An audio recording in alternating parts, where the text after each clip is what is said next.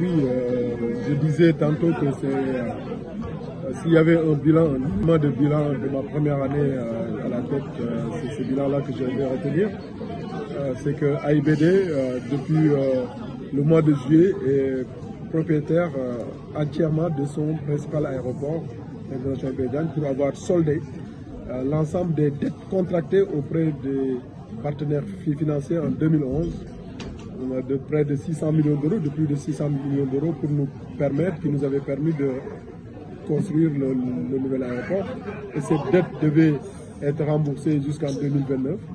Nous avons pu négocier avec l'ensemble de nos partenaires financiers pour rembourser cette dette sans frais, mais pour ce qui est fait une économie de plusieurs milliards de francs CFA que AIBD a fait pour l'aéroport, mais également qui nous donne également un levier supplémentaire de pouvoir financer d'autres projets structurants comme le centre de maintenance, comme l'Académie des métiers d'aviation civile, comme les autres aéroports. Et c'était important dans l'ingénierie financière que nous avons réalisé avec le ministère en charge des Finances et du Budget, de souligner cet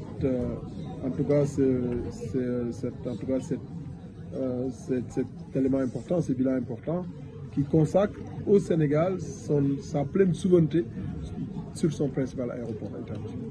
Je pense que je l'ai dit, le film l'a dit, la Casamance a d'énormes potentialités et dans la stratégie de désenclavement du pays, le président de la République a placé la Casamance au cœur de ce programme de désenclavement et de connectivité de notre pays et la Casamance, par sa position géographique, il ne faut pas le rappeler, nous avons une ambition de devenir le premier hub aérien de la sous-région par nos différentes plateformes aéroportières. La Casamance, par sa position géographique autour de pratiquement 3 pays, est déjà par sa géographie un hub naturel. Et donc il fallait mettre en place, accompagner de ces infrastructures. Et c'est ça que certainement le président de la République a compris et il nous a, dans le plan de réhabilitation des aéroports, le programme de réhabilitation, demandé à ce que les 3 principaux aéroports de la Casamance, que ce soit Kolda, Ziguinchor et Cap Skirring, soient des aéroports internationaux. Réception dans 17 mois. Oui, l'académie, vous l'avez vu, l'académie des métiers d'aviation, aujourd'hui c'était important de monter, puisque la piste de la plateforme de Thiès, c'est la base aérienne de Thiès, est une piste, une innovation majeure, 1800 mètres en béton armé. D'une piste d'aviation, ça n'existait pas avec cette dimension-là de 30 mètres de largeur, ça n'existait pas. On va le refaire en plus grand à Linguère également, 2500 mètres avec une largeur de 30 à 45 mètres. Donc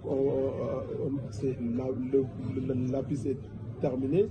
Les bâtiments qui vont abriter en tout cas l'académie, avec une capacité de 600 élèves, sont élèves pilotes, élèves mécaniciens d'avion, élèves ingénieurs aéronautiques, ont démarré et vont être livrés en janvier 2023.